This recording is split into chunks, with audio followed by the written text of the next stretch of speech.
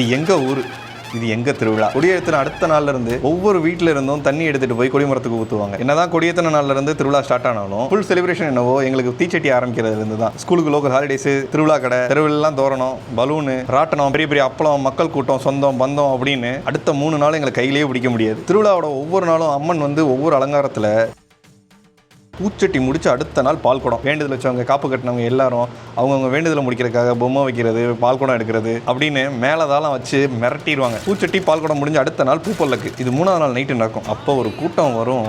நிலக்கோட்டை 4 ரோட்ல இருந்து மாரியம்மன் கோயில் வரைக்கும் நகர முடியாது. சின்ன குழந்தையிலிருந்து வயசான தாத்தா வரைக்கும் ஒரே ஆட்டமும் பாட்டமும் தான். எங்கள் ஊர் மாரியம்மன் பூப்பல்லக்கு ஏறி பவனி வர்றது அவ்வளோ அழகு. அம்மா மக்களுக்கு தரிசனம்லாம் கொடுத்துட்டு கோயிலுக்கு திரும்ப போகிறதுக்குள்ள சூரியனே டியூட்டிக்கு வந்துருவார். திருவிழாவோட கடைசி நாள் மஞ்சள் நீராட்டு விழா. அன்னைக்கு முளைப்பாரி எடுத்து அம்மா ஊஞ்சலில் வச்சு தாளாட்டி தூங்க வைப்பாங்க. இப்படி திருவிழா ஆரம்பிச்சதுலேருந்து முடிவு வரைக்கும் ஒரே கொண்டாட்டமும் கும்மாளமும் தான். ஊர் மக்கள் எல்லாரும் எல்லாத்தையும் மறந்து ஒன்று கூடி கொண்டாடுற திருவிழா இது. Signing off Saravanan from light hills photography.